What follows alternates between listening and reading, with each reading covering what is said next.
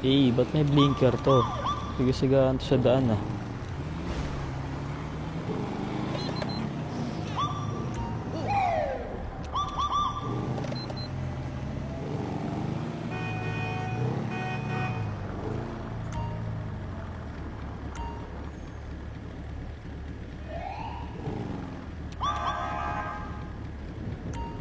This is Sierra 8, 10:38 at may 20 over.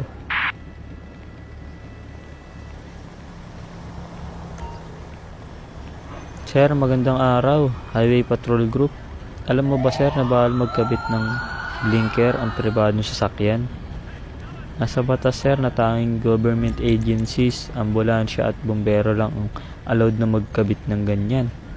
Ano ka ni Congressman, sir? Bawal ba yun? Ay nako sir, kahit kanino pa po kayong anak, wala pong exemption sa batas, hindi po pwede. Patingin na lang ako ng lisensya mo sir. O eto! Abay, nagagalit po ba kayo sir? Pasaway, pasaway, pasaway.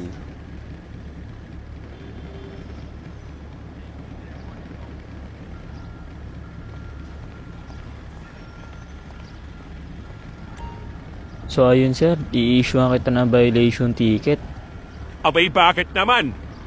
Eh dahil lumabag kayo sa batas sir, mamili kayo kung tatanggalin natin yung dito ora mismo o i-impound natin yan. Tignan mo nga oh, napakaliwanag ng blinker mo, 4 pa. Uy, meron pa pala sa dashboard. Nako sir, nahiya ka pang buksan ah. Sierra 8 to HQ. This is HQ, go ahead. Kindly verify this black Fortuner with plate number 28 Romeo Sierra India 362. 10-4, sir. Anong verify? Di ako magpapatiket. Kausapin mo tatay ko. Tulad ng sinabi ko sir, kung hindi kayo magpapatikin, i-impound natin to. Okay, sige. Tignan natin. Sige sir, kung ayan ang gusto nyo, batas ay batas. Walang exemption sa batas sir, tandaan mo yan.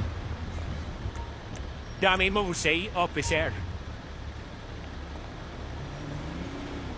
Sir, sunod po kayo sa akin dito sir, sa tabi, dahil nasa kalsada po tayo sir. Okay, fine. Whatever. Sigurado kayo sa decision nyo sir ha. Talagang nagmamatigas kayo, papa-impound ko na talaga to. Okay, go. Basta tayo po ng ticket. Sa totoo niyan sir, madadagdagan pa po ang ticket nyo.